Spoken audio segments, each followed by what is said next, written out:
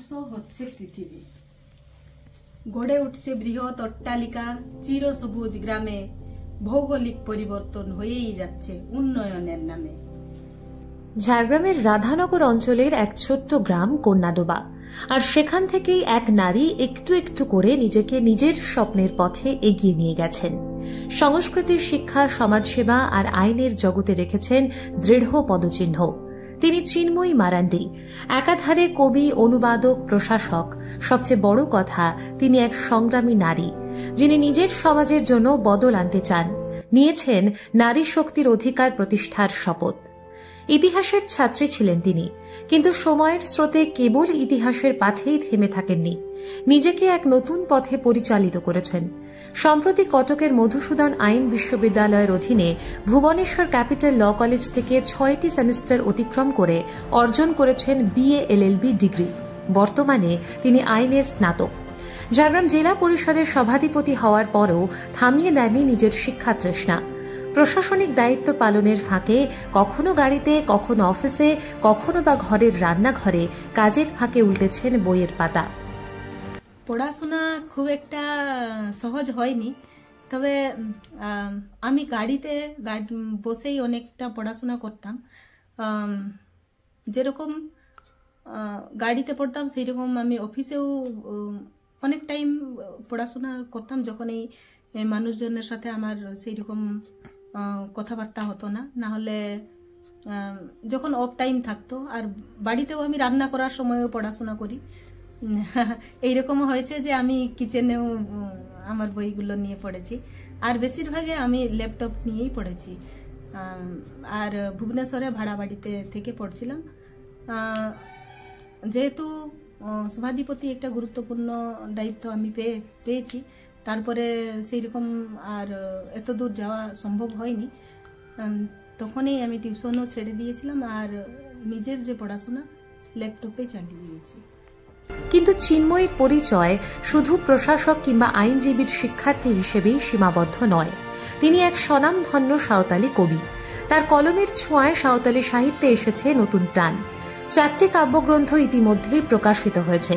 সাঁওতালি ভাষায় অনুদিত হয়েছে হিন্দি সাহিত্য। 2005 সালে প্রথম বই প্রকাশিত হয়েছিল। সাউথ এশিয়া উইমেন্স কনফারেন্সে তাঁর লেখা পোহা গ্রন্থটি প্রকাশিত হয়। বাহারিংয়ে ভাওয়ার মনে বইটি পেয়েছে সাম্মানিক স্বীকৃতি। পাশাপাশি আরও অনেক বইয়ের কাজ এখনও চলছে। অদূর ভবিষ্যতে সুনিশ্চিতভাবে প্রকাশিত হবে আরও বহু সাহিত্য সংগ্রহ। 2005 সালে আমি ফার্স্ট বই উদ্বোধন করলাম। তার আগে থেকেই লেখাটা চলছিল, তবে এটা ফার্স্ট যেটা উদ্বোধন করা হলো এটা আমাদের ঝাড়গ্রামের বেতকুন্দ্রি ডাহিতে উদ্বোধন করেছি। তারপরে অনেকগুলোই বই লেখা হলো। আর যে বইগুলোর বিশেষত্ব হচ্ছে, কতগুলো বই আমি বলতে চাইব যে যেরকম আমার সাউথ এশিয়া ওমেন্স কনফারেন্সে একটা বই আমার উদ্বোধন হয়েছিল, এটা হচ্ছে পোহা। আর তারপরে আর একটা বই, এই যে বাহারে গিয়ে ভাওয়ার মনে, এটা হচ্ছে আমার অ্যাওয়ার্ড পেয়েছে। ওইটা আশিকা ভুবনেশ্বর, সেখান থেকে অ্যাওয়ার্ড পেয়েছি। এটা খুবই ভালো লাগছিল। তো তার বাদেও অনেকগুলো আরো বই আছে, সেইগুলো বিভিন্ন ইয়ারে আমাদের সেটা ছাপানো হয়েছে। আর নতুন কতগুলো বইও এখন রেডি আছে, সেগুলো তাড়াতাড়ি বার করার একটা পরিকল্পনা আছে। 2023 সালের পঞ্চায়েত নির্বাচনে শাসক দলের প্রার্থী হিসেবে জয়ী হয়ে তিনি ঝাড়গ্রাম জেলা পরিষদের সভাধিপতি হিসেবে নির্বাচিত হন। কিন্তু ক্ষমতার আসনে বসেও আজও অমলিন তার সেই সহজ সরল স্বভাব। মানুষের সঙ্গে তার অমায়িক ব্যবহার, তাদের সমস্যা শোনার ধৈর্য আর সবার প্রতি আন্তরিক মনোভাব অনায়াসেই তাকে সবার মনে জায়গা করে দিয়েছে। আইনের পথে পা বাড়ানোর পেছনে চিন্ময়ীর স্বপ্ন আরও গভীর। একজন নারী হিসেবে তিনি উপলব্ধি করেছেন সমাজের মহিলাদের আইনি সচেতনতার কতটা প্রয়োজন। তাই শুধু নিজের উচ্চশিক্ষার জন্যই নয়, বরং সমাজের অবহেলিত নারীদের অধিকারের আওতায় আনতেই তিনি আইনের পথে হাঁটতে চান। তার পরিকল্পনা বার কাউন্সিলে নাম নথিভুক্ত করে আইনজীবী হিসেবে কাজ শুরু করা। তার মূল লক্ষ্য নারীদের তাদের আইনি অধিকার সম্পর্কে সচেতন করা, তাদের পাশে দাঁড়ানো, তাদের জন্য ন্যায় বিচারের আলো পৌঁছে দেওয়া।